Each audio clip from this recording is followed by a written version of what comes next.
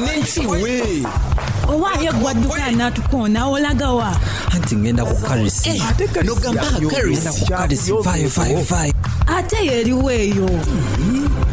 Wabatanamanya kwetukimanyi nti no Karis Bible College erimu kuwandiisa abayizi bapya se muveeyo ngende ati ngambe no Karis Bible College eya Andrew Wommack ngambye Andrew Wommack oyo musajja mumanyi omusajja ng'asomesa ekigambo nze muveeyo ngende fayo ensangibwawo eyo ngambe nanti eri ku Pakulo Mall ku mwaliriro ogw'omukaaga ngamba waneeno okulinaana Senana oba ku mukono omulala okulinaana Watoto Church ngamba ku Buganda Road yangu wagwe tugende oba onojja jangu tugende oba tojja tugende naawe nze ngenze kusoma kigambo kuno okwagala kwa Katonda kwentegeddeko ngenze nkweyongere buziba.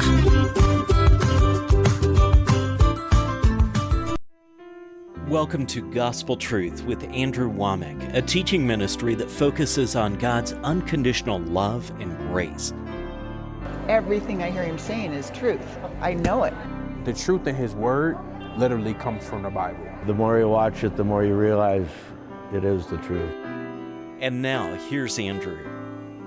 I've known since 68 or shortly thereafter that God wanted me to be touching people all over the world and take the things that he's shown me and share them with people all over the world. And I knew it, and I was headed in that direction, but at a very slow pace. Nali nategeera dda nti Katonda ayagala mbe nga mbuulira enjiri era nga nkwata ku mawanga okuyita mu nsi yonna era ekyo nali nkimanyi era nali nkitambuliramu naye nga ndi nkigenda butono ddala. And I started on television January the 3rd of 2000, and we were seeing increase. But the Lord spoke to me and said, "You're limiting me by your small thinking." Era natandika ku telefayina mpola mwaka gwali gwa 2000 era nga ndaba tugenda tweyongera naye ate Katonda n'aŋŋamba nti nno mukugira okuyita mu ndowooza yange. And so I repented, and I've got a series out there entitled Don't Limit God. You can read more about it, but there was reasons. I was fearful of success. N'olwekyo neenenya era n'enkyuka naye nina n'akatabo kalamba ke nawandiikamu bakayita Don't Limit God. Osobola ogenda n'osoma n'okafuna n'osoma ebisingawo ku Pakulo naye njagala okulaga nti nno ekyo nali ntya okubanga nkulaakulana. And some of you think, well, man, why would you fear success? I've seen success ruin a lot of people. Era manyi nti abasinga osobola okugamba ate kati lwaki wali otya enkulaakulana. Nze nali ntya enkulaakulana kubanga ndabye ng'esuula bangi. I've seen people that when they're struggling, they seek God because there is no other way. But when success comes, they quit seeking God, and success has ruined more people than hardship ever has. Success is hard to handle. Era ndabye bangi nga bo baba tebalina nkankubule banoonya Mukama emisana n'ekiro naye ate nga enkulaakulana wejja ebyokunoonya Mukama n'okumutegeera n'okumwagala babiviirako ddala. N'olwekyo ndabye ng'enkulaakulana esuula bangi ate okusinga okunyigirizibwa we kusuula abangi. And I was afraid that if I really started seeing God use me, that it'd change my heart somehow or another, that I'd lose my relationship with God, and I didn't want to do that. N'olwekyo enkulaakulana kankubulire nzibu nnyo okubanga ekwasaganya okugikwasaganya. N'olwekyo kati olwekyo nange natyanga ne ngamba nti enkulaakulana ano bw'enajja egenda kubanga etabangula enkolagana yange ne Katonda ate kyo nali sikyagala. And you know what? Part of it's just lazy. It's easier to, a dead fish can float downstream. Nate nga kankubulire ekitundu ekimu kankubulire nali mugayavu nnyo. Omanyi kankubulire ekyennyanja ekyo kyolaba we kiba kifu kyangu nnyo okubeera ku ntobo y'ennyanja. But when you turn the corner and start swimming upstream against the current, man, that takes effort. Naye kankubulire ekyennyanja we kiba kiramu kirina okwekuumira mu bbanga kitegeeza nti kirina okulwanagana ate n'embuyaga ekyo nno kitegeeza kutwala maanyi. And I knew that if God increased this ministry, it was going to be a lot more work on me. N'olwekyo namanya nti Katonda waba yakugaziya buweereza buno kati nno gugenda kuba ate eddimu ly'amaanyi gye ndi. And I'd have to start doing more. And I was just enjoying for the first time in my life having our needs supplied and us not going hungry. And I didn't want to stretch myself and start believing more. Kitegeeza kati kankubulire nalina ate okuba nti kati olwo nkola bingi nnyo. Nze nno nali mu kaseera kakunyumirwa kubanga nali sikyeraliikirira kyakulya kyakunywa ng'obulamu obutandikibwako kati obwo nali Katonda abimpadde ebyo. Era bwe ntyo nennemererwa okuva ku ddaala eryo ery'okulowooza ebyokulya n'okunywa nti ntandika okulowooza ebinene. And also people have a fear of failure. Ate ekirala abantu batya okulemererwa. They think if I start believing big, I might fail. And there's people that honestly would rather live a mediocre life. Era abantu abasinga bagaana okulowooza ebintu ebinene kubanga batya okulemererwa era ne weesanga olinga mu butuufu atambulira era ali mu bulamu obulyawolyawo lwaki kubanga agamba okusinga okulowooza ebinene mbikole ennemererwe waakiri kantambulire mu bulamu buno obutandikibwako obwa wansi. Than to start thinking big and run the potential of failure. Don't look at me in that tone of voice. There are many of you in here that are shooting at nothing and hitting it every time. You aren't believing for anything beyond yourself. Kubanga abantu baba batya okulemererwa saagala naawe ate kati wotandika okosayira musango nedda kankubulireko ekintu kimu abantu bangi gwawe naawulira oyinza n'okuba oli omu ku bo nga mu butuufu tolina kintu kyonna kye wali olowoozezaako ekisukkulumu obusobozi bwo.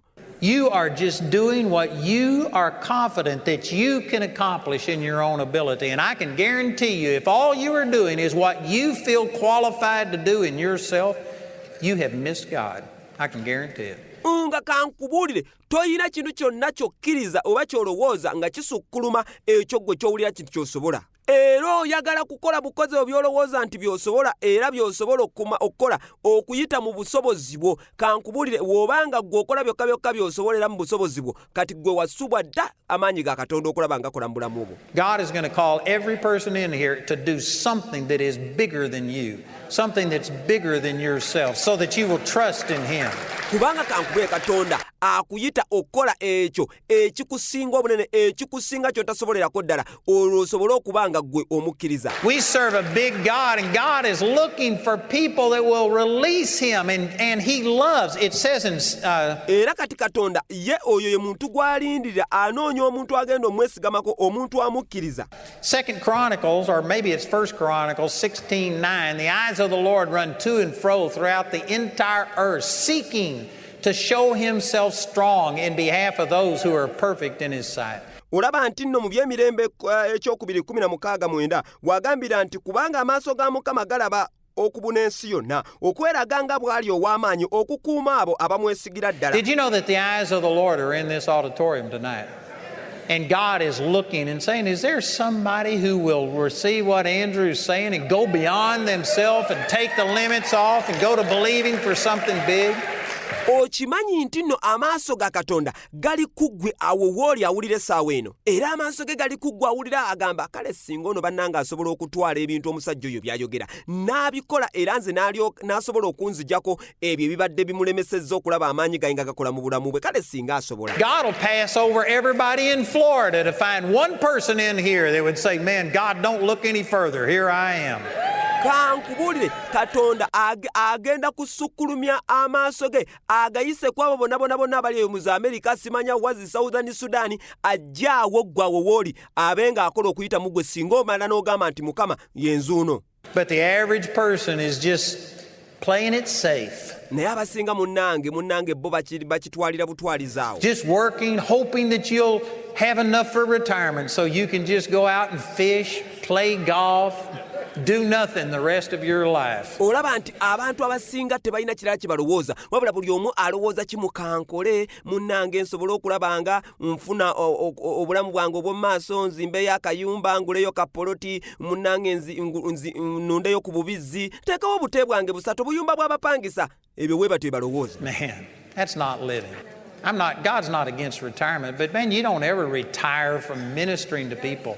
You need to be busy doing the Lord. You need to be changing people's lives. Kankubulire obwo obulamu bannange kankubulire tebuli nayo sigamba nti Katonda akukyawa nedda era si kibi okulowooza ku bukadde buno okubupulaningira naye kankubulire osobola okukaddiwa mu bino byonna by'okola n'obipulaningira nti nja kukaddiwa naye ate teweetaaga kukaddiwa kuweereza eri bantu. And I guarantee you, if you don't have something bigger than yourself to live for, that's one of the reasons that you aren't happy.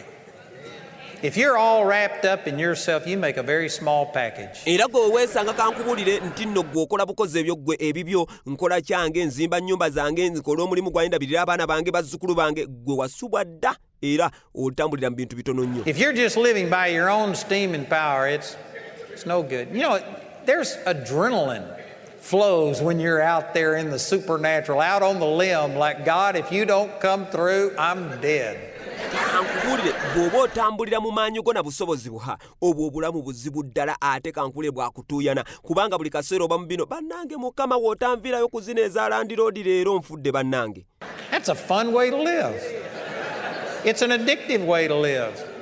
You know what my biggest temptation is getting bored. kankubulire obwo obulamu buzibu nnyo bulamu bubi nnyo nnyo n'okwemanyiza okubeeramu nze ekimu ku bintu bye saagalira ddala kwe kubeerawo nga sirina kye nkola. When I don't have something that God's told me to do, that's rough on me. But man, when I got this huge goal out here that is so big that, man, I got to be seeking God, I just love that. I love the adrenaline rush. nze kankubulire naye wembeera nga ndyawo nga nina Katonda ekintu kyaŋŋambye okukola ng'era kyentunuulidde ng'era kyentaddeko essira bannange ekyo kinyanguyira nnyo ate kinkyagala nnyo. Some of you don't know what I'm talking about. abasinga kati mmanyidde ddala temukwasaganya na kyenjogerako kati. Do you know in the last 6.5 years we built $75 million worth of buildings debt-free above my normal expenses. Okimanyi nti emyaka gino egiyise mitonoko ddala tuzimbye ebizimbe ebya miliyoni 75 eza dola okusukkuluma ennyingiza yaffe gye tubadde tuyingizanga bulijjo. And when we started that process 6.5 years ago, I didn't have anything. ate nga bwe twatandikira okuzimba ebizimbe ebyo emyaka nga 6 n'ekitundu emabegako kankuba naye siina ssente n'akamu. Did you know well, let me go back a little bit further to 2002 when the Lord told me I was limiting him. kale kanzireko mabega katono ku myaka ogwa 2 Katonda we yaŋŋambira nti nno mukugira. In 2001 our total ministry income was $2 million. obuweereza bwaffe ennyingiza yabwo yonna ng'ogigasse mu mwaka gwa 2001 twali tuyingiza miliyoni 2 eza dola omwaka. And this last year it was $75 million, I think, in that short a period of time. ate nga omwaka guno oguwedde twakoma okutegeera nga tuyingiza miliyoni 75 eza dola mu kaseera katono nnyako. And we are moving much more than that. I've got at least $150 to $200 million worth of things that God has told me to build debt-free. ate nga tukyagenda wala nnyo ddala era nina ne lisiti kati eyafulumyedde ebyo Katonda by'aŋŋambye okubanga okuzimba tugenda kubanga tuzimba ebintu bya miliyoni 2 eza dola ate nga tekuli bbanja n'akamu. And some of you immediately start to, oh, you can't do that. Well, you just hide and watch. abasinga kati mutandise ga waapi weeraga kinawe kasajja gwe kangu gwe tulaba butunuzi olinda olabe. It will come to pass. I'm telling you, brothers and sisters, God's big. byonna bijja kutuukirira kankubulire muganda wange nawe mwannyinaze awulira Katonda waffe gwe tukkiriza Katonda munene. People feel like they're imposing on God. I had a guy in a prayer line one time and he says, I've got pain in my neck and it goes all the way down my spine and my hips are bothering me. I've got kankubulire naye abantu ebasinga engeri gye batwala mu Katonda bamutwalira ddala nga balinga nga be bamusaasira. waliwo omusajja omu gwe nali ndi mu kulayini eyajja ku layini onsabira abantu naŋŋamba bannange empulira obulumi buva eno mu mutwe ne buyita muno mu nsingo eno yonna mugongo bunnumisa n'amagulu bunnumisa amaviivi nga buli wamu agamba nti wamuluma. Nerve pinched and I've got pain all the way down my leg. And then he described his feet. He had pain in his feet. So from head to toe he had pain. He named all of these things. yayogera buli ndwadde yonna obulumi bwonna obumutuukako. And then he says, but you know, if God would just heal the pain in my neck, I could live with the rest of it. naye njagala olyo omusajja ono kye yaŋŋamba obulumi bwe nnina buva ku mutwe paka wansi ku kagere naye singa Katonda nnyamba nankoyo ekyamagero kimu kyokka nanzijjako obulumi buno obw'omu nsingo obulala bwonna nsobola obbugumira. So I looked at him and I said, well, I understand what you're saying. I said, you don't know, if we ask God to heal your neck, your spine, your hips, your nerve, and your feet, the lights in heaven might dim. I'm not sure God's got enough power to pull this off. kankubulire ne mugamba ntegeera ky'oŋŋamba naye kankubulireko we tusaba Katonda akuggyeko obulumi bwonna obw'ensingo obw'amaviivi obw'eno obuli ku mubiri gwonna okimanyi nti kyentiddemu nti egundi emmunyeenye n'omwezi n'enjuba biyinza okulekeraawo okwaka kubanga amaanyi g'abakozesezza okutwala obulumi bwo gaba mangi nnyo. And this guy just looked at me and he says, that was kind of dumb what I said, wasn't it? I said, it was real dumb. kati n'omusajja n'akyukira ati n'aŋŋamba naye ate kyo naawe ekyoyogedde kya bulalu ddala ne mugamba okirabye nti kya bulalu ddala. I said, you aren't imposing on God. You aren't making it hard for God. ne mugamba kankubulire kye kikuleetera okulowooza nti Katonda wokkiriza nti atwala obulumi bwo bwonna nti oba omutiisa akazita akanene nnyo. You know, Elijah, when he went and had the duel with the prophets of Baal, he poured water on the sacrifice and did it 3 times until everything was saturated just to make it hard. Olaba nti n'Eriya yennyini bwe yasinkana bano abasamize ba Baali yabatuuza wansi n'abagamba nti kale muleete saddaaka zonna n'aziyira amazzi n'azitobya yonna n'ettaka lyonna n'alitobya kye yali ayagala kulaba nga akalubya ebintu akalubya embeera. Just so that there wouldn't be any confusion about this being spontaneous combustion. He just soaked the altar and everything. Okulaba nti tewabaawo omuntu n'omu alowooza nti kino kyeka kituuse obutuusi lubadde lukisakisa wabula yagezaako kalubya embeera eri buli omu alaba. That's a man who knew his authority, that knew that God was coming through. Olwo kati Eriya yali musajja amanyi obuyinza bwe eyategeera nti newankubadde mu masekkati g'ebintu byonna nga bikaluba bitya Katonda wange gwe nzikiriza era gwe nsinza oyo ajja kujja era alabisibwe. But there's some of you in here that, well, God, if I could just get this bill paid, I can live poor the rest of my life. I got a mansion in heaven and I can just struggle through. Why are you believing so small? Naye kankubulire bantu bangi abakkiriza oli n'atuuka okusaba zino essaala mu Mukama nze bannange bw'onnyamba kano akazigo n'ompaayo renti n'ensasula akazigo kano bannange nze beera byonna mba sikubanja kasita nnina obugagga bwange eyo mu ggulu we ndifa ndijja. Now, I will agree that you can use the things I'm saying for greed just so that you can have millions and millions of dollars worth of stuff. That's not godly.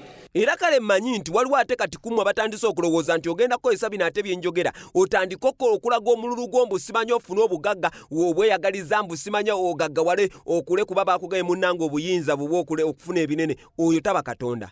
I'm not saying that God minds you having things, but we ought to prosper not so that we could just have things, but so that we can be a blessing. Era kankule oteekeddwa okutegeera endowooza ya Katonda ku bugagga n'okulaakulana nti atuwa omukisa tusobole okubeera omukisa. He told Abraham, he says, I will bless you and make your name great and you shall be a blessing. You can't bless other people if you aren't blessed.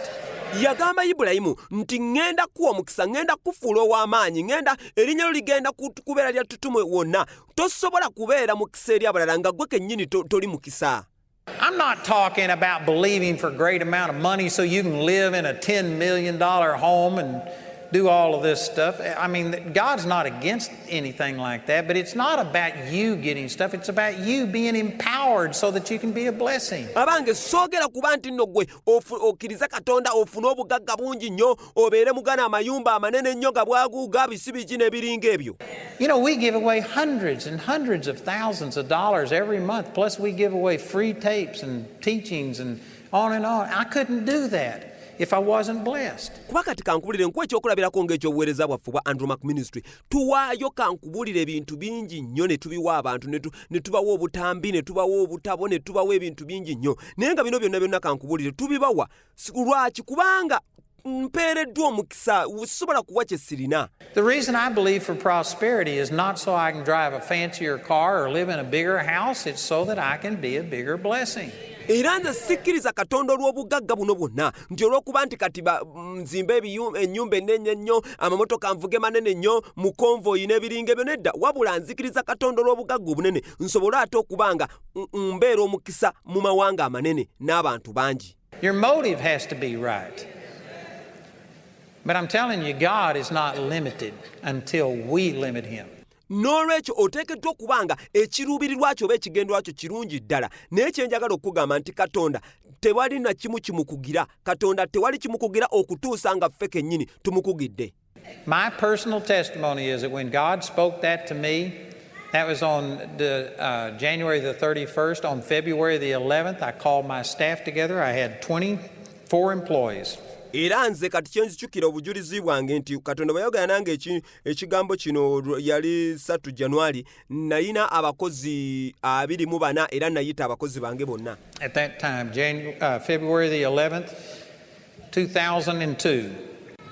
And I called them together and I said, look, I've been limiting God and I don't know how long it takes to change the image. Gwali mwezi gwa kubiri omwaka gwa 2020 Era nayita abakozi bange ne bagamba amumanyi Mukama aŋŋambye nti mbadde mukugira era mbadde mulemesa okukola era kati simanyi bakigenda twala bbanga ki okubanga kyusa ebintu bino naye nze nsazeewo omutima gwange nti okubanga nkyuka. That's on the inside. I don't know if it takes a week, a month, a year, 10 years. I don't know what it takes, but I said, I'm going to change. And I am going to take the limits off of God. And I will do what God called me to do. And I told my staff. Era Katonda ngenda mujjako byonna byonna bye mbadde mukugira era ngenda kukola ekyo ky'aŋŋamba okukola ne ŋŋamba abakozi bange bonna. And did you know that was in 2002 and we had 24 employees in. We now have 650 employees.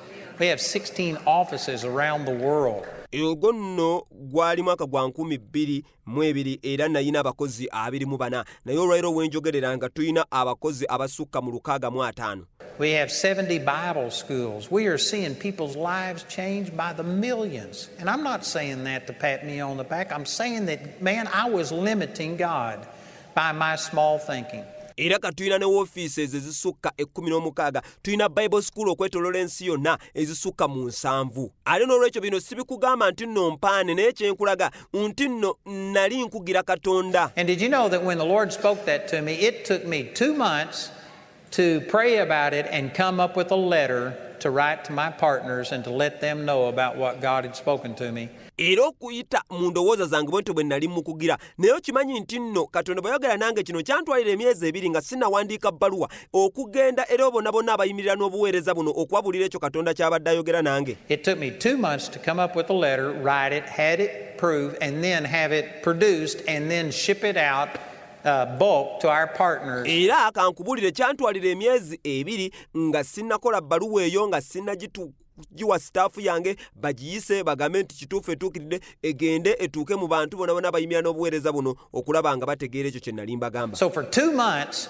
nobody knew about it. N'olwekyo okumala emyezi 2 nga tewali n'omu yenna amanyi ekyo Katonda kye yali aŋŋambye. And during those 2 months our income nearly doubled. Without me telling anybody, just changing the way I thought on the inside. It wasn't in response to my great letter that I sent out. Nika nkubulire nga ne baluwa yo tennagenda sente zaali zimaze okuyingira mu buweereza zaali nnyingi ddala nga zeekubiddwamu ekyo kikulage nti tekiri kwene baluwa gye naweereza nti sente z'okujja. It was when I changed something on the inside. Era kyali kyesigama ku ngeri gye nakyusaamu ekintu ekimu munda mu nze.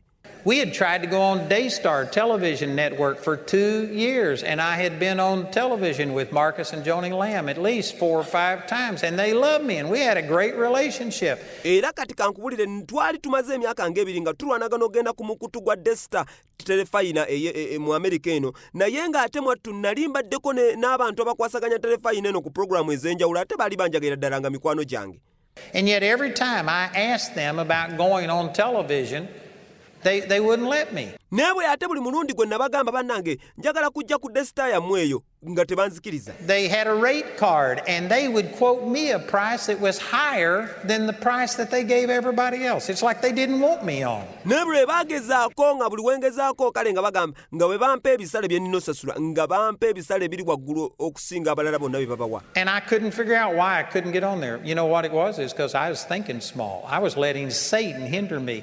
And when I changed my thinking, within 2 days, I got a letter from Marcus, and he says, "Why aren't you on Daystar?" Naye omanyi lwaki nga nnemererwa okugenda ku telefayina eyo kubanga nali ndowooza butono ddala n'olwekyo sitaani yali annemesa okuyita mu ndowooza yange. Naye kankubulire we nakyusa endowooza yange waayita ennaku 2 Makasi nankubira n'ambuuza lwaki kozi Andrew toli ku telefayina eno eya Daystar? He says, "You send us the programs. We will put you on Monday, and I guarantee you we will give you a rate that you can afford." Nangama nti tuweereze programu zonna zoagala tuteeke ku telefayina eno ku lunaku lwa Monday era tugenda kubanga tukuwa olunaku tukuwa essaawa. And he gave us like half price to get started. And I didn't tell him, I didn't call him. I changed the way I thought, and all of a sudden everything out here began to change. Ate tugenda kuba tukuwa n'ebisale ddiirwa ennungi ddala gy'osobola okusobolera ddala era mu kutandika yatusalirako kumpi ebitundu 5 ku 10. Bino byonna saamukubira saamuwandiikira sina kira kyonna kye namukola naye nakyusa bukyusa ndowooza yange ebintu bino ne bitandika okwekola. Eri bapatanazi ba Wommack Ministries mu Uganda tubeebaza nnyo nnyini ddala okubanga muyimirira naffe mu by'ensimbi.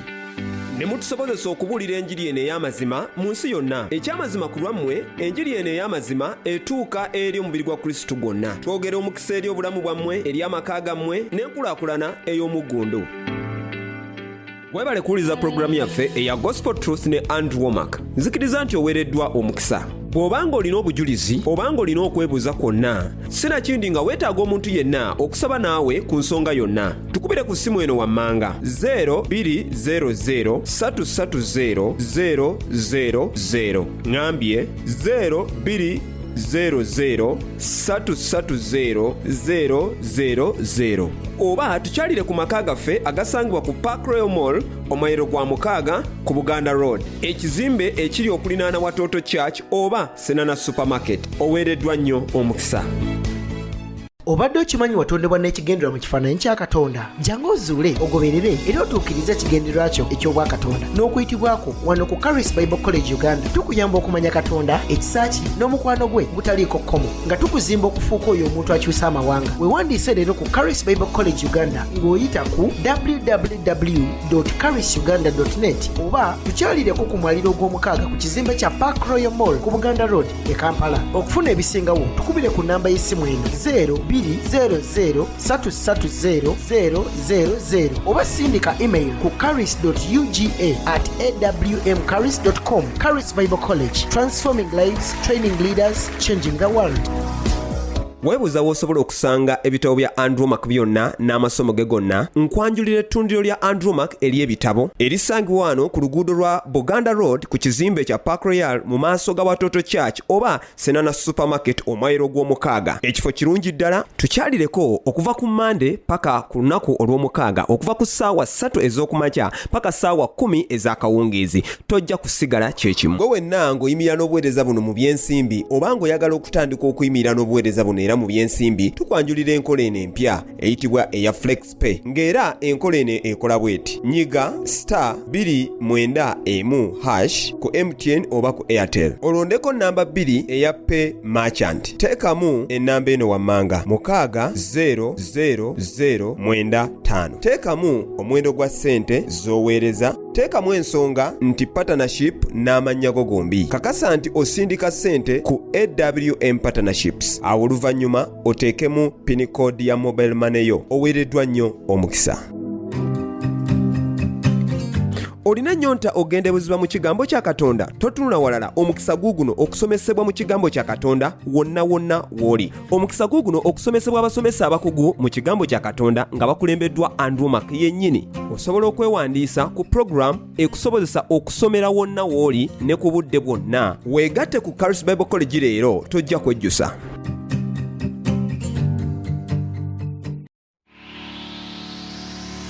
Hi there, my name is Angela and I am a lawyer. When I came to Charis, I loved God. I was pursuing His things, but I didn't fully understand who He was. Charis has helped me understand my identity and my authority. Now I can step out in boldness and with power as a child of God. My name is Marvin. I'm a graphics designer. When I joined Charis Bible College, I was a drug addict. 4 months down the road, having sat under the word, I was totally set free from all the addictions and the desires, and I am now entirely delivered. Be a part of those who testify. Enroll to Charis Bible College. Your life will be transformed, built into a leader ready to change the world. Apply online at charisuganda.net or visit us at Park Royal Mall, 6th floor, along Buganda Road, Kampala. For more inquiries, please call us on 0200 330 000. Join Charis Bible College. Join Charis Bible College. Come on to Charis. Charis Bible College, transforming lives, training leaders, and changing the world.